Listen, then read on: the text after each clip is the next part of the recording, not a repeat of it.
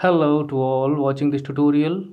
Models के topic को cover करते करते इस थर्ड ट्यूटोरियल पे हम लोग पहुंच चुके हैं। और पिछले ट्यूटोरियल में हम लोगों ने शेल को स्टडी किया था, विल को स्टडी किया था, कैन को किया था और कुड को। मे को हम नहीं कर पाए थे क्योंकि इलेक्ट्रिसिटी फेलियर हो गया था और रिकॉर्डिंग बीच में बंद करनी पड़ी थी। तो इस ट्यूटोरियल में हम मे को स्टडी करेंगे और 5-6 कुछ और मॉडल्स को हम स्टडी करेंगे जिन्हें हम ट्रू मॉडल्स की कैटेगरी में रखते हैं। तो ट्यूटोरियल्स को आप बहुत ही कंसंट्रेट करके वॉच करिए, फोकस्ड होकर वॉच करिए। और मैं आपको एक मॉडल से दूसरे मॉडल के बीच में क्या माइन्यूट डिफरेंसेस हैं वो भी मैं आपको बताता रहूँगा, जिससे आपको उनके यूसेज में कोई प्रॉब्लम ना हो। तो मे को स्टडी करने से पहले क्योंकि हम कैन को ऑलरेडी पढ़ चुके हैं, तो मे और कैन के बीच में कुछ डिफरेंसेस मैं आपको पहले ही बता देता हूँ। वो ये है कि मे जो है ये एक फॉर्मली हम यूज़ करते हैं और कैन को हम इनफॉर्मली यूज़ करते हैं। जैसे मान लीजिए अगर आपको क्लास में एंटर करना है तो आप मे आई कम इन सर कहते हैं, मे आई कम इन मैम कहते हैं। लेकिन दोस्तों के बीच में आप कैन का यूज़ कर लेते हो, कोई रिक्वेस्ट हो, कोई परमिशन हो। दूसरी चीज़ ये है कि कैन में अगर हम पॉसिबिलिटी की बात करें, मतलब अगर हम रिक्वेस्ट की बात करें तो उसमें तो ये ज़्यादा फॉर्मल हो जाएगा, मतलब ये फॉर्मल होगा और ये इनफॉर्मली हम यूज़ करते हैं, ठीक है। और अगर हम पॉसिबिलिटी की बात करें तो उसमें मे की पॉसिबिलिटी और कैन की पॉसिबिलिटी में अंतर है। मे में लेस पॉसिबिलिटी है और कैन में स्ट्रॉन्ग पॉसिबिलिटी होती है। दूसरी चीज़, हम मे में एबिलिटी का यूज़ नहीं करते, मतलब अगर हमें किसी की एबिलिटी शो करनी हो, वो सब मैं पिछले ट्यूटोरियल में बता चुका हूँ किस एबिलिटी की बात हम यहाँ कर रहे हैं, वो कैन से शो होती है। और इन सब को हम एग्जांपल्स लेंगे जब हम मे को स्टडी करेंगे। तो मैं इन सब को मिटाता हूँ। तो सबसे पहले हम लेते हैं रिक्वेस्ट, परमिशन, ये फॉर्मल होती हैं, मतलब मे का हम यूज़ कर रहे हैं ना, फॉर्मल। और दूसरी चीज़ permission, we can seek permission, seek का मतलब हम परमिशन मांग सकते हैं, रिक्वेस्ट कर सकते हैं। और वी कैन ग्रांट परमिशन, हम किसी दूसरे को परमिशन दे सकते हैं। इसके हम एग्जांपल्स यहाँ पे कुछ लेंगे। जैसे मैं यहाँ पे एग्जांपल लेता हूँ, पहला, मे आई गो होम, मतलब आप काफ़ी देर से वर्क कर रहे हैं और अब आप जाने की परमिशन चाहते हैं, तो आप परमिशन मांग रहे हैं कि क्या मैं घर जा सकता हूँ। तो अगर आप मे का यूज़ कर रहे हो तो इसका मतलब बहुत ही ज़्यादा फॉर्मल हो सकता है आप अपने बॉस के सामने खड़े हो, किसी एल्डर के सामने खड़े हो, अपने एम्प्लॉयर के सामने खड़े हो, तो you have to be very polite, तो मे का यूज़ करोगे। लेकिन अगर आप घर में हैं, मम्मी पापा से हैं, बाहर जाना चाहते हैं, तो आप सिंपली कह सकते हैं can I go out mama या can I go out mummy. तो हम ये कैन से भी बना सकते हैं। बस जो मैंने अभी आपको बताया था, मे में पोलाइटनेस ज़्यादा होती है कैन की अपेक्षा। मे फॉर्मल है, कैन इनफॉर्मल है। तो ये तो हो गई परमिशन मांगना, मतलब यहाँ पे परमिशन जो है मांगी जा रही है, मतलब सीकिंग परमिशन की, मे आई गो होम। अब अगर आपको परमिशन देनी है तो आप कह सकते हैं yes you may go home, you may go home. अब जैसे एक एग्जांपल मैं यहाँ देता हूँ कि मे आई कम इन सर, मतलब हम स्टूडेंट्स बोलते हैं इसको, मे आई कम इन सर। अब इसमें सर क्या कह सकते हैं, या तो आपको यस कह सकते हैं या नो कह सकते हैं। लेकिन मान लीजिए उन्हें मना करना हो कि नहीं तुम नहीं आ सकते हो, तो हम कैसे लिखेंगे? तो जनरली हम इसका आंसर इस तरह लिखते हैं कि no you can not come. हम यहाँ पे इसको कैन में बदल देते हैं, नहीं तुम नहीं आ सकते। क्योंकि मैंने आपको कैन को बताते वक्त बताया था कि कैन में एबिलिटी होती है, एक अथॉरिटी भी होती है, कि अगर आप टीचर से पूछ रहे हो कि सर मैं क्या अंदर आ सकता हूँ, तो टीचर के पास अथॉरिटी है कि वो आपको मना कर सकता है। तो जहाँ ऐसी एबिलिटी की बात आती है जहाँ पे एक अथॉरिटी भी है, वहाँ पर हम कैन का यूज़ करते हैं, मे का यूज़ नहीं करते। अब यहाँ क्वेश्चन ये उठता है कि क्या हम ये लिख सकते हैं कि यू मे नॉट कम, नहीं तुम नहीं आ सकते। मतलब कि जैसे मैंने आपको बताया कि अगर आपको कहना हो कि नहीं तुम नहीं आ सकते तो यू कैन नॉट कम कहना चाहिए। तो क्या हम यू मे नॉट कम नहीं कह सकते? क्योंकि वो मे लगा के पूछ रहा है, मे आई कम इन सर, तो कह सकते हैं कि no you may not come. तो इसके लिए आप याद रखिए कि अगर ये कहा जाए कि यू मे नॉट कम, तो इसमें कुछ गुंजाइश शक की बनी रहती है, क्योंकि इसमें हम ये कह रहे हैं कि नहीं तुम नहीं आ सकते हो। तो मे का मतलब ये है कि उसमें कुछ पॉसिबिलिटी आने की भी बनी हुई है। लेकिन अगर हम ये कहते हैं कि यू कैन नॉट कम, तो इसका मतलब हमने कोई भी पॉसिबिलिटी आने की छोड़ी नहीं है, मतलब तुम नहीं आ सकते, बस सीधी सी बात है। तो मे से ज़्यादा स्ट्रांग होता है कैन, और कैन से भी ज़्यादा अगर आपको स्ट्रांग करना है तो आप कह सकते हैं सीधा यहाँ मिटा के यू मस्ट नॉट कम, मतलब तुम्हें बिल्कुल भी नहीं आना चाहिए, मतलब आओ ही मत। तो छोटे छोटे डिफरेंसेस हैं जिन्हें आप बहुत बहुत ध्यान से सुनेंगे तो आपको क्लियर होगा। और इनकी प्रैक्टिस के लिए मैं आपको एक्सरसाइज देता ही रहता हूँ। आप हमारे टेलीग्राम ग्रुप को ज्वाइन कर सकते हैं अगर डायरेक्टली लिंक चाहते हैं, नहीं तो वेबसाइट विजिट करिए या फिर वीडियो डिस्क्रिप्शन देखिए। अच्छा, मैंने आपको शैल और विल भी ऑलरेडी पढ़ाया हुआ है। मान लीजिए अगर मैं यहाँ पे ना मस्ट का यूज़ करना चाहूँ, ना मे का यूज़ करना चाहूँ, बल्कि मैं किसी ऐसे मॉडल को यूज़ करना चाहता हूँ जो पूरी तरह से कोई भी पॉसिबिलिटी आने की बंद करना चाहता है कि तुम नहीं ही आओगे। एक कमांड है, मेरा ऑर्डर है। तो मैंने आपको बताया था, जब मैं आपको विल और शैल के बारे में पढ़ा रहा था, तो मैंने वहाँ पे आपको बताया था कि शैल में और विल में जब हम उन्हें एक्सचेंज करते हैं, ये चीज़ मैंने यहाँ बताई थी आपको, जब मैं बता रहा था आपको। तो उस वक्त मैंने आपको ये बताया था कि जनरली आई और वी के साथ शैल आता है, जो कि नॉर्मल है, फ्यूचर टेंस में बनाते वक्त हम यूज़ करते हैं। लेकिन अगर हम उन्हें एक्सचेंज करते हैं, जैसे जहाँ पे शैल आता है वहाँ पे हम विल डाल दें, और जहाँ पे विल आता है अगर हम वहाँ पे हम शैल डाल दें, तो वो बहुत ही ज़्यादा स्ट्रॉन्गर सेंटेंस बन जाता है। तो अगर आप पूरी तरह से मना करना चाहते हो तो आप ये कह सकते हो you shall not come, you shall not come. तो ये देखिए मैंने 3 आपको वर्ज़न दिए यहाँ पे। ये मे आई कम इन एक रिक्वेस्ट की जा रही है, और इसके मैंने यहाँ पे 3 वर्ज़न दिए आपको। बल्कि मैंने कैन यहाँ यूज़ किया था, उसको हटा के मस्ट लिखा, तो 4 वर्ज़न मैंने आपको दिए।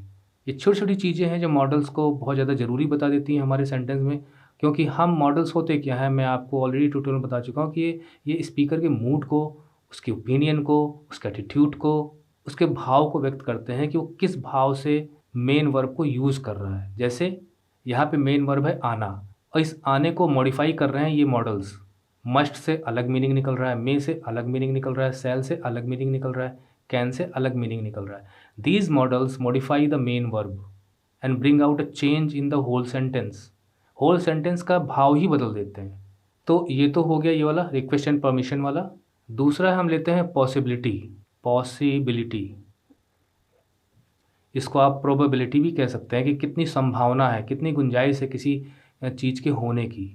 इसके लिए इजी से सेंटेंस बनाते हैं हम, इट में रेन टुडे, मतलब आज पानी बरस सकता है, ये हम एक संभावना बता रहे हैं। इट में रेन टुडे।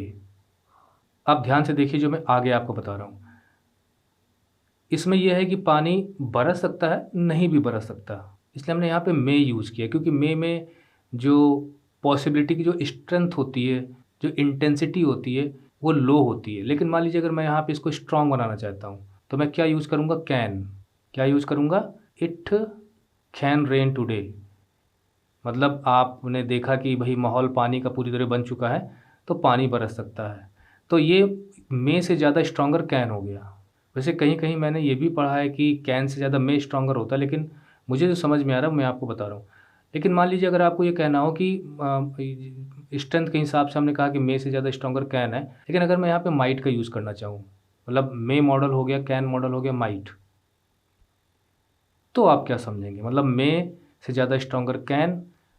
तो हम जनरली गलती क्या करते हैं ना, हम माइट को लेते हैं कि और ज़्यादा मे से भी ज़्यादा स्ट्रॉन्गर है, जबकि ठीक उसका उल्टा है। माइट इन दोनों से भी लेस स्ट्रॉन्गर है। यानी अगर आप कहना चाहते हैं कि पानी बरसने की संभावना तो है, लेकिन बहुत कम संभावना है, मतलब देयर इज़ रिमोट पॉसिबिलिटी, शायद ना ही बरसे लेकिन बरस भी सकता है, तो माइट का प्रयोग करोगे। माइट से ज़्यादा स्ट्रांग हो जाएगा मे, और मे से भी ज़्यादा स्ट्रांग हो जाएगा कैन। और ज़्यादा अगर आप स्ट्रांग यूज़ करना चाहते हैं तो आप मस्ट का यूज़ कर सकते हैं, और फिर डायरेक्टली विल या शैल का यूज़ कर सकते हैं। दूसरा तीसरा एक इसका यूज हम ले सकते हैं, पर्पज। मतलब ये मैं मे का ही यूज आपको बता रहा हूँ, मतलब उद्देश्य, मतलब कोई चीज़ हम कर रहे हैं तो उसका उद्देश्य क्या है। तो इसके लिए मैं एक एग्जांपल सेंटेंस देता हूँ, we eat so that we may live. अब यहाँ पे मॉडल है आपका मे, हम लोग इसलिए खाते हैं जिससे कि हम जिंदा रह सकें। तो यहाँ पर खाने का एक पर्पज यहाँ पे मे शो कर रहा है, और जैसे मॉडल की पहचान होती है कि उसके बाद एक मेन वर्ब आनी चाहिए, वो यहाँ पे आई हुई है। ये दरअसल मैंने टी लिख दिया, यहाँ पे होना चाहिए एल। एक और एग्जांपल दे देते हैं, he works hard so that he may do well in the exams. अब यहाँ देखिए उसकी कड़ी मेहनत करने का उद्देश्य क्या है, पर्पज क्या है, जिससे कि वो एग्ज़ाम में अच्छा स्कोर कर सके। तो यहाँ पे भी हम मे का यूज़ करते हैं। और आप सोच रहे होंगे सर वो यूज़ क्यों नहीं बता रहे हैं जो मैं अब बताने जा रहा हूँ, वो है विश। जब आप किसी को विश करते हो देन वी आल्सो यूज़ मे, जैसे मे गॉड ब्लेस यू, ये एक्सक्लेमेशन का मार्क यहाँ पर लगता है। वैसे आप यहाँ कर्स भी दे सकते हो, मतलब अगर आपको श्राप देना हो, किसी को बुरा भला कहना हो, तो भी आप कर सकते हो, मे शी डाई, काश वो ख़त्म ही हो जाए। तो इस तरह से भी मे का यूज़ होता है। तो ये हमने मे के यूजेस पढ़े मॉडल्स के रूप में, और कैन के साथ भी हमने इसका डिफरेंस देखा और मॉडल के साथ डिफरेंस देखते हुए, और हमने देखा कि कैन की जो एबिलिटी वाले सेंटेंसेस होते हैं वो मे से हम नहीं बना सकते, और इस तरह के विश वाले सेंटेंस भी हम नहीं बना पाते। लेकिन अगर हमें कहीं पे कोई रिक्वेस्ट करनी हो, कोई परमिशन लेनी हो, तो हम कैन का यूज़ ज़रूर कर सकते हैं। कोई पॉसिबिलिटी दिखानी हो तो भी हम कर सकते हैं। मे और माइट से भी ज़्यादा स्ट्रॉन्ग पॉसिबिलिटी, प्रोबेबिलिटी कैन में होती है। कैन में एक प्रकार की सर्टेनिटी भी होती है, एक लाइक्लीहुड होता है कि हाँ ऐसा हो सकता है, बहुत ज़्यादा पॉसिबिलिटी है। उदाहरण के लिए मैं एक और सेंटेंस देता हूँ कैन और मे के लिए। The news may be true, मतलब मैं खबर के बारे में बोल रहा हूँ कि खबर सच्ची भी हो सकती है, मे बी ट्रू। लेकिन अगर मैं कहूँ कि ये खबर मैं अपने एक बहुत ही अच्छे दोस्त से सुनकर आ रहा हूँ और मैं उस पर ट्रस्ट कर सकता हूँ, तो निश्चित है कि खबर सही होगी, तो आप कह सकते हो the news can be true. और अगर आपने खुद टीवी पे देखा है, अब और ज़्यादा सर्टेन है आप, मतलब मे से ज़्यादा सर्टेनिटी कैन में हो गई, और कैन से भी ज़्यादा सर्टेनिटी आप शो करना चाहते हो कि नहीं निश्चित ही सही है, मैंने खुद देखा है अपने आँख से, तो ज़रूरी सही होगी, टीवी वाले सही दिखा रहे होंगे, तो आप क्या लिखोगे? The news must be true. देखा, मैंने डिफरेंट मॉडल्स यूज किए सिर्फ न्यूज़ को लेके, और हर मॉडल ने न्यूज़ के मोड, मतलब मीनिंग का जो मोड है उसे ही चेंज कर दिया। ये हैं modals, so interesting they are. तो मेरे ख्याल से आपने मे और कैन दोनों को ठीक ठीक साथ ही साथ पढ़ लिया, और आप एग्ज़ाम में डिफ्रेंशिएट भी कर पाओगे। अगला है हमारा माइट। माइट, देखिए माइट का सबसे पहले तो हम ये सीखना है कि माइट जो है वो पास्ट होता है मे का, पास्ट ऑफ मे। जैसे मैं एक उदाहरण दे देता हूँ आपको, she ran fast so that she में, सॉरी हमें माइट यूज़ करना, so that she might win race. तो चूंकि हम पास्ट टेंस की बात कर रहे हैं तो हमने माइट यहाँ यूज किया, हम यहाँ पे मे नहीं यूज कर सकते हैं। इसके अलावा एक यूसेज और है इनका, वो है इनडायरेक्ट स्पीच में इनका प्रयोग होता है, मतलब जो नरेशन होते हैं उसमें इनका प्रयोग होता है, कि जब आप डायरेक्ट से इनडायरेक्ट में चेंज करते हो तो मे का माइट हो जाता है।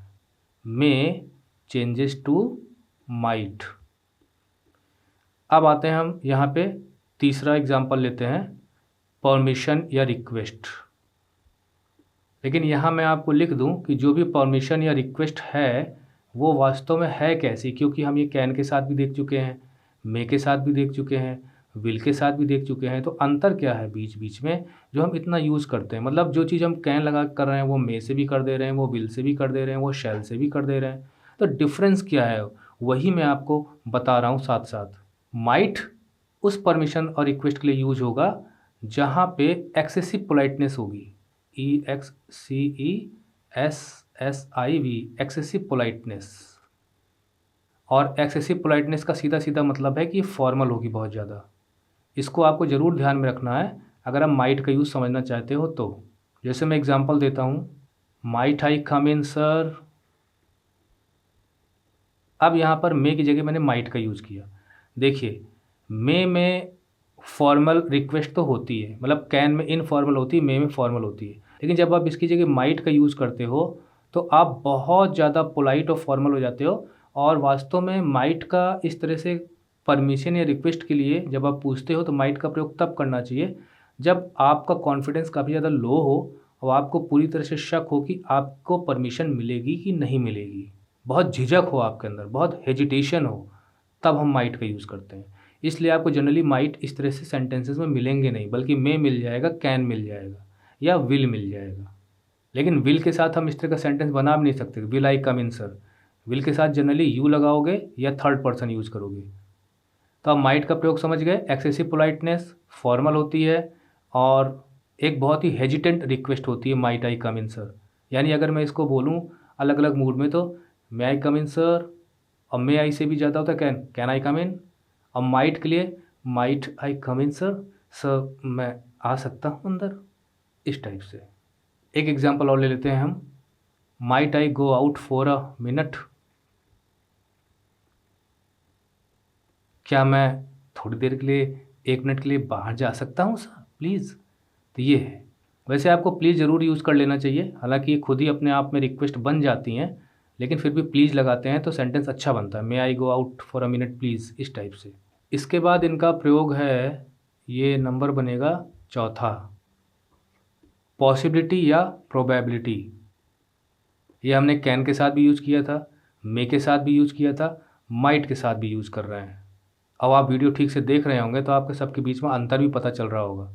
मैं पहले सेंटेंस बना दूं, उसके बाद मैं आपको बताता हूँ। It might rain today, it might rain today. और अब मैं आपको बताता हूँ कि माइट मे और कैन की तुलना में कितना स्ट्रांग है। सबसे less stronger strength intensity might में होती है। मतलब हम यहाँ लिख सकते हैं कि पॉसिबिलिटी है तो बहुत ही रिमोट पॉसिबिलिटी, मतलब बहुत दूर की संभावना है, रिमोट पॉसिबिलिटी। या आप कह सकते हैं कि वीक पॉसिबिलिटी है। इसलिए जब हम यहाँ पे परमिशन मांगते हैं, रिक्वेस्ट करते हैं, तो भी बहुत हेजिटेंट होता है, शायद ना मानी जाए, और पॉसिबिलिटी भी बहुत ज़्यादा दूर की होती है। तो अगर आप कहते हो कि इट मे रेन, तो इसका मतलब ये है कि पानी बरस सकता है, इट मे रेन टुडे। तो माइट से ज़्यादा संभावना मे में है, मतलब माइट से ज़्यादा पॉसिबिलिटी मे में है, और ज़्यादा पॉसिबिलिटी है तो आप कैन का यूज़ करोगे, इट कैन रेन टुडे। तो बस इतना ही गेम है इन सब का, जो हम अभी तक पढ़ते चले आ रहे हैं। तो हमें माइट में इतना ही पढ़ना था। वैसे आप कुड को पूरी तरह भूल गए मुझे लगता है। मैं थोड़ा सा जिक्र कर देता हूँ। मैंने आपको ये बताया था कि जब रिक्वेस्ट की बात आती है तो मे फॉर्मल होता है, कैन उससे कम फॉर्मल होता है, मतलब इनफॉर्मल। लेकिन कुड एक अच्छा तरीका है अगर आप बहुत ही पोलाइट होकर कोई चीज़ कहना चाहते हो तो। जैसे could I use your pen please, could I use your pen. वैसे आप कह सकते हो can I use your pen, may I use your pen, might I use your pen. लेकिन बेटर है कि आप कुड का यूज़ करिए, ये बहुत ही यूज़ भी होता है। तो जनरली हम कुड का यूज़ कर लेते हैं, मे का यूज़ कर लेते हैं, कैन का। माइट का हम यूज़ इस तरह से नहीं करते हैं जब हम रिक्वेस्ट वगैरह बनाते हैं तो, परमिशन वगैरह लेते हैं तो ये माइट आपका क्लियर हो गया। मैं ऑलरेडी बता चुका हूँ। अब अगली बारी है मस्ट की। अगर आप मस्ट को स्टडी कर रहे हैं तो कम से कम आप इसमें एक दो वर्ड तो जोड़ ही लीजिए। यानी कि मस्ट के साथ जुड़ता है कंपल्सन, मतलब कि एक नेसेसिटी होती है कि आपको ये काम करना ही पड़ सकता है। एक कंपल्सन होता है, एक ऑब्लिगेशन होता है, मतलब एक जिम्मेदारी का भाव महसूस होता है कि मुझे ये काम करना चाहिए। और ये जो कंपल्सन है ये नेसेसिटी से आता है, मतलब कोई चीज़ बहुत ज़रूरी है, दैट इज़ वाई कंपल्सन बनता है। और एडवाइस के लिए भी हम इसका प्रयोग करते ही करते हैं। और ड्यूटी, मतलब ड्यूटी तो खैर ऑब्लिगेशन से ही आ जाएगा, मतलब इसी से बन जाएगा। एक कर्तव्य की भावना भी होती है। तो मस्ट अब थोड़ा सा अलग हुआ। अभी तक हम वही मे और कैन के चक्कर में पड़े हुए थे, तो अब ये थोड़ा सा डिफरेंट हुआ। लेकिन अब मस्ट के साथ एक और नई श्रृंखला शुरू हो जाएगी कि शुड और ऑट टू, मस्ट, इनमें डिफरेंसेस हमें देखने पड़ेंगे इनके बीच में। तो चलिए फिर आगे बढ़ते हैं इसमें। सबसे पहले हम ले लेते हैं ड्यूटी, और सबके हम थोड़े थोड़े एग्जाम्पल भी लेंगे। जनरली मस्ट को यही बताया जाता है कि मतलब कोई चीज़ अवश्य करनी चाहिए, वहाँ पर हम मस्ट का प्रयोग करते हैं। तो बस उसको आपको ध्यान में रखना है, मतलब अवश्य शब्द आप इसके साथ जोड़ सकते हो। तो ड्यूटी के साथ हम सेंटेंस बनाएंगे, we must obey the laws of the country. अब हमारे देश के कानून है, तो कोई भी कहेगा भाई अपने देश के कानून को मानना चाहिए, मतलब इसमें नहीं मानने की कोई बात नहीं होनी चाहिए। ये हमारा कर्तव्य बनता है, हमारा फ़र्ज़ बनता है, यानी हमारी ड्यूटी बनती है कि अपने देश के लॉज को माने। तो अगर आपको कोई ब्लैंक भरने के लिए आता है या गैप्स में कोई वर्ड मिसिंग होता है जो कि आपके एग्ज़ाम के बोर्ड में आते हैं, तो आप बहुत सोच समझ के यूज़ कर सकते हैं कि हमें कौन सा मॉडल वहाँ यूज़ करना है। इसके बाद हम दूसरा ले लेते हैं, मतलब जल्दी ट्यूटोरियल लंबा ना बने इसके लिए मैं एक ही एग्जांपल ले रहा हूँ। ऑब्लिगेशन, मतलब आपकी नैतिक जिम्मेदारी, मोरल रिस्पॉन्सिबिलिटी ही ऑब्लिगेशन बनता है। इसके एग्जांपल ले लेते हैं। अगर हमारे पेरेंट्स हैं तो उनकी देखभाल हमें ज़रूर करनी चाहिए, ज़रूर करनी चाहिए, अवश्य करनी चाहिए। We must take care of our parents.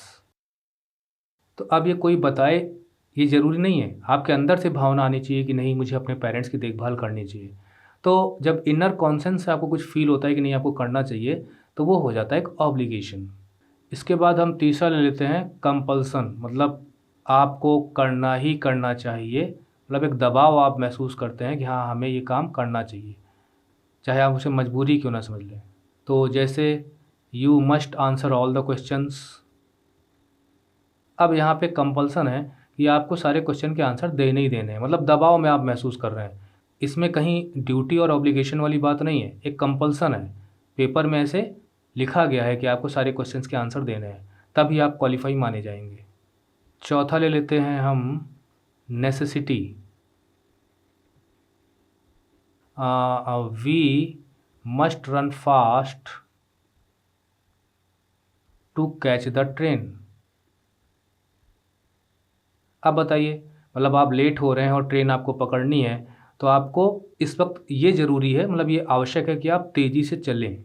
इसमें कुछ भी ऑब्लिगेशन, ड्यूटी, कंपल्सन वाली बात नहीं है, नेसेसिटी है, मतलब it is necessary that we must run fast. पांचवा हम ले लेते हैं एडवाइस के लिए, जो जनरली हम इसका यूज करते हैं। You must consult a doctor. अब ये हम एडवाइस दे रहे हैं, सलाह दे रहे हैं कि you must consult a doctor. तुम्हारी तबीयत कई दिन से ख़राब चल रही है और तुम्हें ज़रूर किसी डॉक्टर से मिल लेना चाहिए।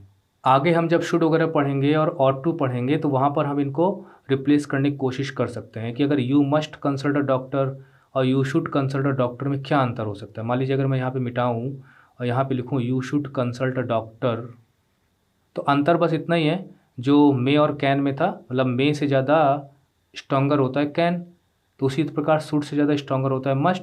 You should consult a doctor मतलब डॉक्टर से कंसल्ट करना चाहिए, एक जनरल एडवाइस दी जा रही है।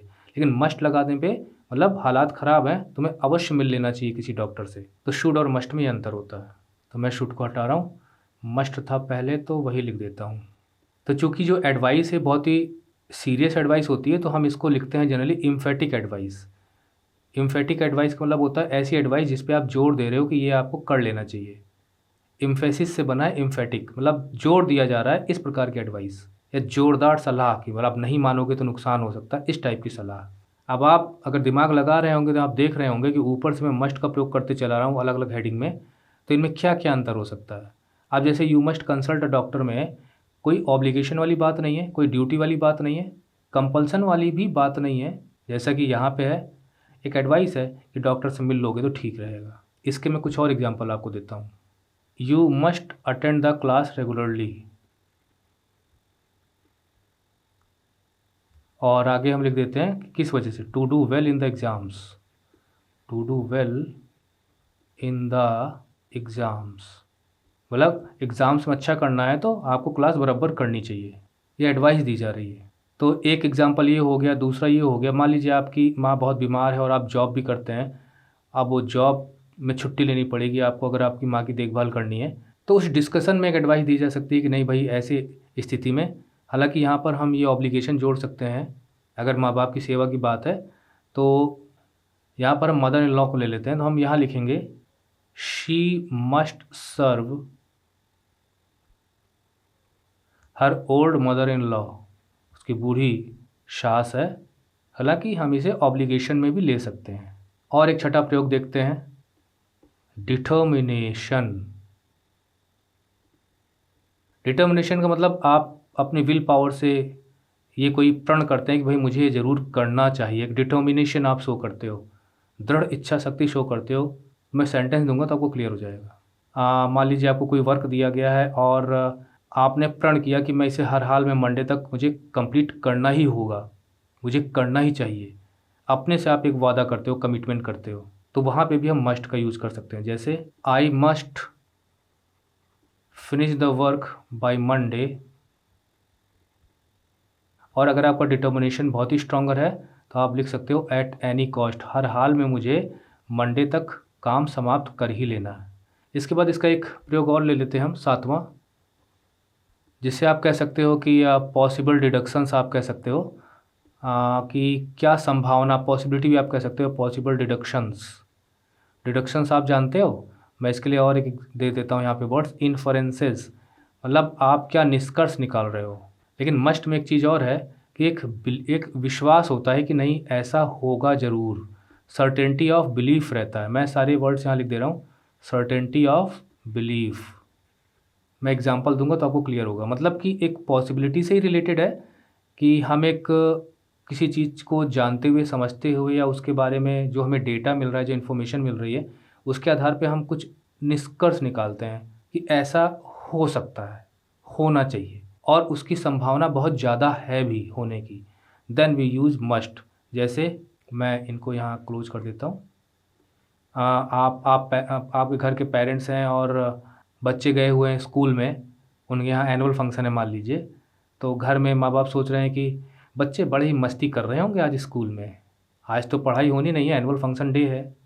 तो ये जो हम एक सोच रहे हैं कि ऐसा हो रहा होगा, तो वहाँ पर हम सेंटेंस इस कैटेगरी में डालेंगे 7th। तो children must be enjoying the annual function day, enjoying the annual function day। तो मस्ट बी इंजॉइंग का मतलब सीधी सीधी बात है कि हम बहुत पॉसिबिलिटी के साथ, मतलब एक विश्वास हमारा जुड़ा है कि बच्चे ज़रूर मस्ती कर रहे होंगे। और मैं एग्जांपल देता हूँ कि आप किसी नई जगह जा रहे हैं और वहाँ आपका कोई अच्छा फ्रेंड है, तो आप उम्मीद कर रहे हैं कि वहाँ आपकी मदद करने के लिए ज़रूर उपस्थित होगा। तो अब एक विश्वास है आपके अंदर कि नहीं, एक सर्टेन विश्वास है कि नहीं ऐसा होगा, हो निश्चित है कि ऐसा होगा, ऐसा होना चाहिए कि मेरा दोस्त वहाँ मुझे हेल्प करेगा। तो यहाँ पे हम सेंटेंस बनाएंगे he must be there to help me. एक और एग्जांपल ले लेते हैं कि कोई आपको किसी के बारे में बता रहा है तो आप कहते हो ही मस्ट बी मैड, ज़रूर वो पागल हो गया, दीवाना हो गया, ऐसी ऐसी बातें कर रहा है, बेवकूफ़ है क्या, इस तरह से ही मस्ट बी मैड। अब मान लीजिए कोई चीज़ है जो आप सोच रहे थे कि भाई आप मतलब किसी को नहीं पता होगी और उसे वो चीज़ पता हो गई, तो आप क्या कह सकते हो, ज़रूर किसी ने बताया होगा।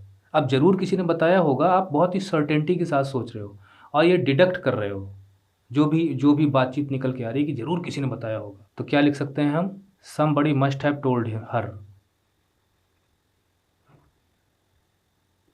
अब एक बहुत ही ईजी मैं सेंटेंस दे रहा हूँ आपको, ठीक है। He has a big house, उसका बहुत बड़ा घर है। अब ये घर देख के आपने अंदाज़ा लगाया, एक पॉसिबल डिडक्शन किया, धनी होगा, फिर तो पैसे वाला होगा ज़रूर, ही मस्ट बी रिच। तो ये जितने मैंने एग्जांपल दिए हैं, ये ना तो ऑब्लिगेशन में आते हैं, ना एडवाइस में आते हैं, ना नेसेसिटी में आते हैं, ना ड्यूटी में आते हैं। ये बस हमारी सोच का हिस्सा है कि ऐसा ज़रूर होगा, ये बात होगी। और मैं इनके पास्ट टेंस यहाँ नहीं बना रहा हूँ, इनके लिए मैं अलग एक वीडियो बनाऊँगा। जैसे मस्ट का हैव के साथ हम यूज़ कर सकते हैं परफेक्ट टेंस में, फ्यूचर टेंस में भी हम यूज़ कर सकते हैं। जैसे मान लीजिए हमने 6th सेंटेंस बनाया यहाँ पे, there must be 0 period tomorrow, मतलब स्कूल में कोई फंक्शन है तो 0 पीरियड होगा, there must be a 0 period tomorrow. अब देखिए हमने मस्ट का प्रयोग करके फ्यूचर टेंस का वाक्य बना दिया। तो आपको इसमें इतना ही समझना था। और आगे जो हमें लेना है मॉडल वो है शुड, लेकिन मैं इस ट्यूटोरियल में इसे कंटिन्यू करने के मूड में नहीं हूँ क्योंकि मैं थक गया पढ़ाते पढ़ाते। तो इसके लिए हम अलग ट्यूटोरियल तैयार कर देंगे। नेक्स्ट ट्यूटोरियल शुड, वुड और ऑट टू पर होगा। तो मुझे उम्मीद है कि आप प्रैक्टिस ज़रूर कर रहे होंगे। जो हम वेबसाइट पे आपको मटेरियल दे रहे हैं, वीडियो डिस्क्रिप्शन में लिंक रहता है और टेलीग्राम का जो हमारा ग्रुप है वहाँ मैं डायरेक्ट लिंक भेजता रहता हूँ। Thank you, keep watching, keep learning.